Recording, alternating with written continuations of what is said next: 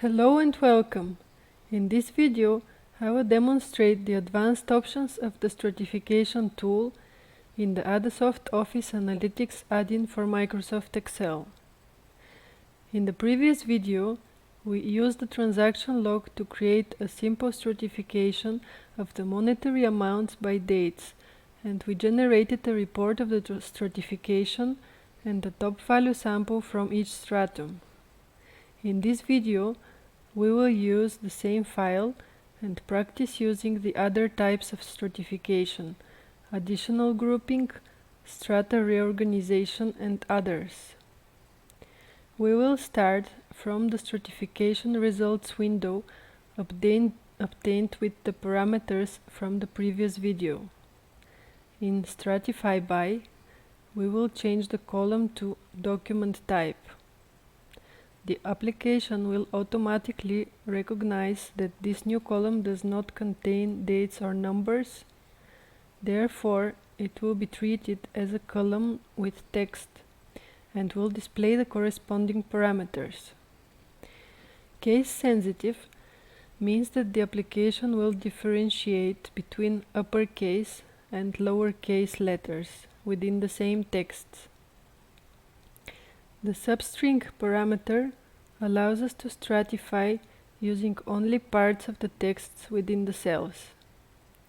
After ticking the substring checkbox, three options will appear. The first option allows us to stratify by a specified number of characters from the beginning of the text in each cell. The second option allows us to stratify using a start and end position within the text.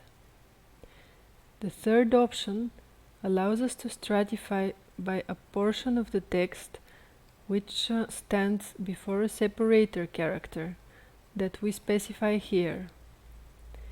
For this demonstration, we will not use the substring parameter. Click the Generate Strata button. The application will ask us to confirm that we want to replace the previous results, the ones from the stratification by date, with new ones, in accordance with the new parameters. After we click OK, the program will process the information.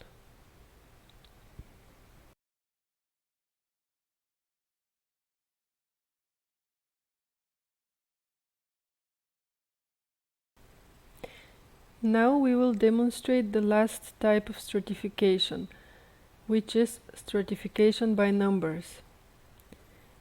This type of stratification is also the only one that allows using the same column as both a stratifying column and a summary column. We want to create such a stratification because we want to group the transactions by their size.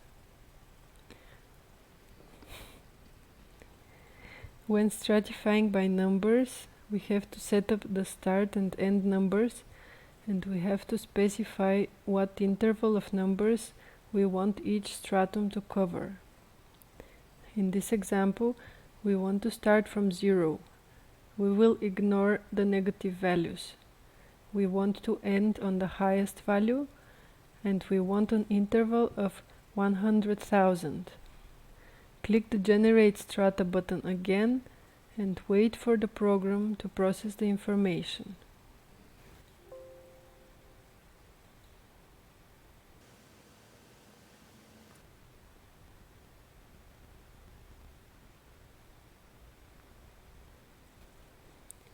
In the result, you will see that each row covers the values within an interval of 100,000. Please note that every time we press Generate Strata, how the results will be ordered at first depends on which of these three options you have pre-selected: order by percentage of total value, ascending order, or descending order. If we want to order the result by any other column, we have to click with the left mouse button on the name of that column in the result. The application also offers some options to edit the resulting strata. By right-clicking on any stratum, we find the following options: delete, combine, split, add, and edit. To delete a stratum, simply right-click on its row and press delete. To combine strata, you have to highlight two or more adjacent strata. Right-click on any of them and press combine. To split a stratum, right-click on it, press split. Input a new interval, which is smaller than the original, and press OK. To add a new stratum, right-click anywhere in the strata window.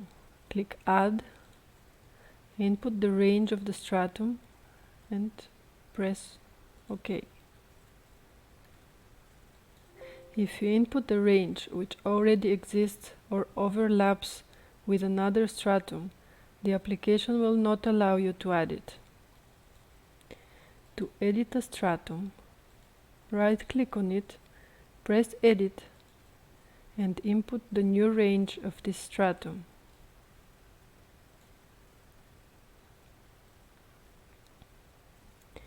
The new range cannot overlap with another stratum. Note that these options are unavailable when stratifying by text. And last but not least, the stratification tools offers grouping the data by 3 additional indicators.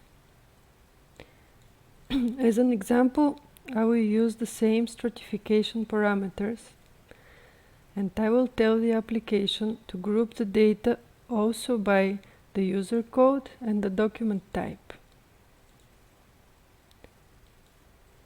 Click the Generate Strata button again and wait for the program to process the information.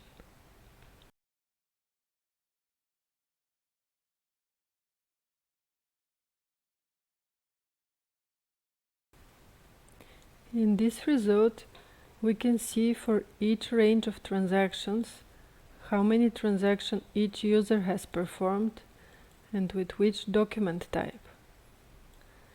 Again, if we want to order the result by any other column, for example by user or by document type, we have to click with the left mouse button on the name of that column in the result. Finally, just like in the first video about stratification, if we want to, we can create a report, a sample, and/or separate sheets for each stratum for future procedures.